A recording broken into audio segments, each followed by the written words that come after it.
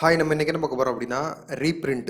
அதாவது உங்களுக்கு ஆர்டர் வந்தோடனே நீங்கள் டைமென்ஷன், டேட்டு, டைம்லாம் கொடுத்துட்டு உங்கள் பிக்கப் ஷெடியூலை நீங்கள் கிளிக் பண்ணுவீங்க. கிளிக் பண்ணோன்னே இந்த ஆப்ஷன், அதாவது பிரிண்டிங் ஆப்ஷனுக்கு வரும். சப்போஸ் நெட்வொர்க் ப்ராப்ளம், ஏதாவது டெக்னிக்கல் எரர் அந்த மாதிரி இந்த பேஜுக்கு வரல, அப்புறம் இந்த பேஜில் பிரிண்ட் ஆகலை அப்படின்னா எப்படி ரீப்ரிண்ட் எடுக்கிறது அப்படிங்கிறத தான் பார்க்க போகிறோம். ஸோ நம்ம இப்போ அமேசான் செல்லர் சென்டரில் இருக்கோம். ஸோ இதில் எப்படி ரீப்ரிண்ட் எடுக்கிற ஆப்ஷனுக்கு போகிறதுன்னு பார்க்கலாம். ஸோ இதில் ஆர்டர்ஸ் போய்க்கோங்க. இதில் மேனேஜ் ஆர்டர் இருக்குது, அதை கிளிக் பண்ணிக்கோங்க.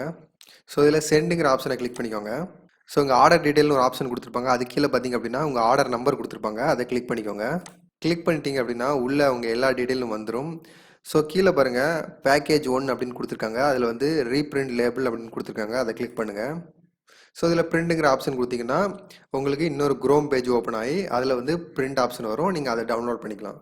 ஸோ இப்படி தான் நம்ம ரீப்ரிண்ட் எடுக்கிற ஆப்ஷன். ஸோ இதே மாதிரி நீங்கள் ரீப்ரிண்ட் எடுத்துக்கோங்க. தேங்க்ஸ்.